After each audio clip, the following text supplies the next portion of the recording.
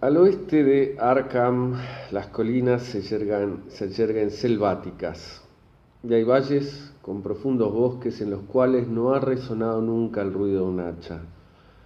Hay angostas y oscuras cañadas donde los árboles se inclinan fantásticamente y donde discurren estrechos arroyuelos que nunca han captado el reflejo de la luz del sol. En las laderas menos agrestes hay casas de labor antiguas y rocosas, con edificaciones cubiertas de musgo, rumiando eternamente en los misterios de la Nueva Inglaterra.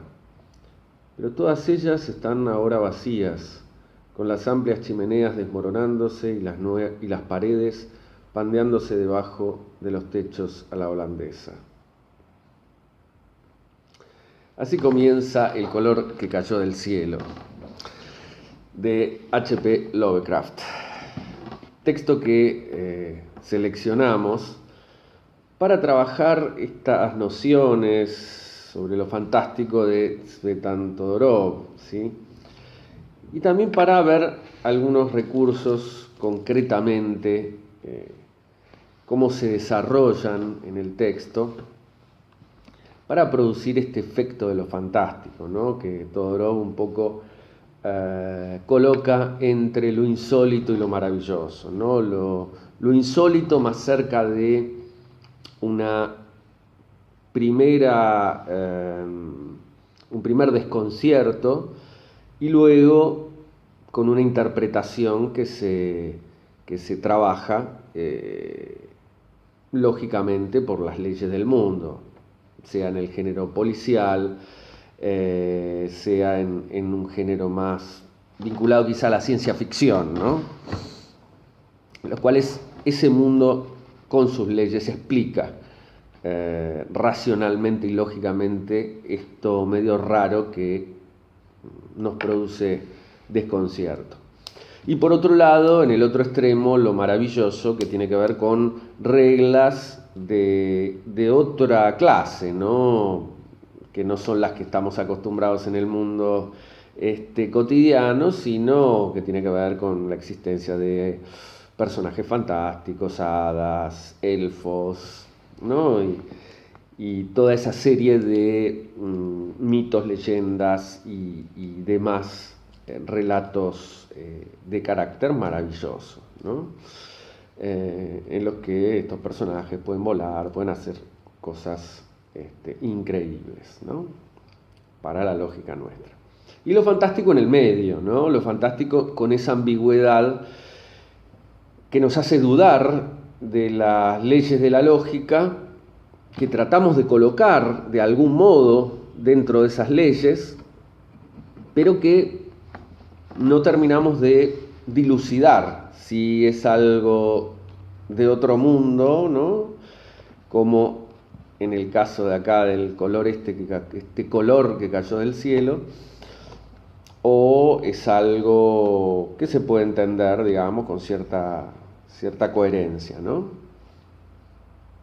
Interesante, bueno, la idea esta de que durante el proceso de lectura, es decir, dentro del mundo ese, se manifiesta lo fantástico, que luego uno tendería a optar por una de las dos lógicas, la maravillosa o la cotidiana, la lógica del mundo en el cual vivimos y nos movemos, que nunca es del todo lógica, ¿no? Hay muchas situaciones y elementos que nos hacen dudar de esa lógica que es la reinante, con la que nos movemos, pero que algunas veces también de la cual solemos dudar, ¿no?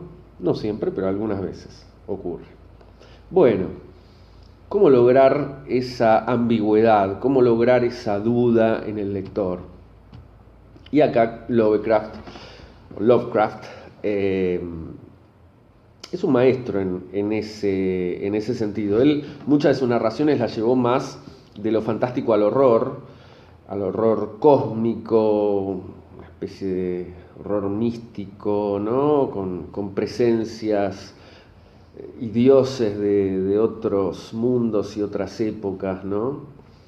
Pero que tenían ese cariz fantástico, ¿no? Y acá hay varios procedimientos que es interesante revisar, ¿no? Por un lado, el narrador, o los tipos de narradores, ¿no? En este caso es un narrador que recibe la narración de otro personaje, ¿no?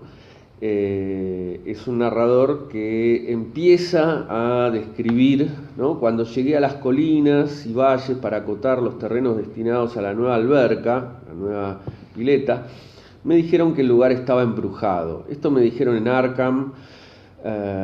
Y como se trata de un pueblo muy antiguo lleno de leyendas de brujas, pensé que lo de embrujado debía ser algo que las abuelas habían susurrado a los chiquillos a través de los siglos, ¿no?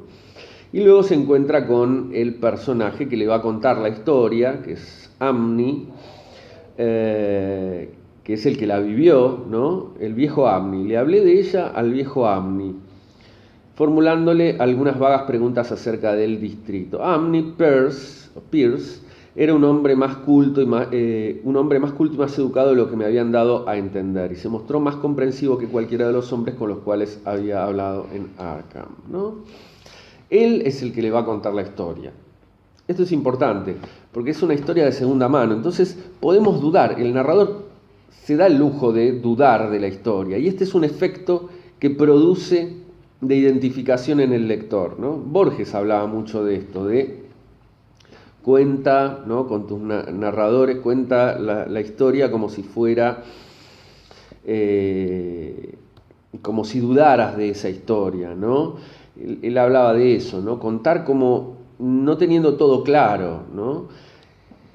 Porque esto justamente produce el efecto contrario de la duda, produce el efecto de creer a este, digamos, narrador, porque si duda, bueno, es creíble, no las tiene todas claras, no nos quiere vender un discurso, una realidad, está en la ambigüedad de la duda. Y por lo contrario, ¿no? Produce este efecto de, bueno, nos identificamos de alguna manera con él, porque es algo incomprensible, en principio, ¿no? Bien. Entonces los narradores que reciben la historia de otro o que por su propia manera de contarlo dudan de lo que han visto, dudan de lo que han percibido. Perdón, minutito. A ver, bueno. Continuamos.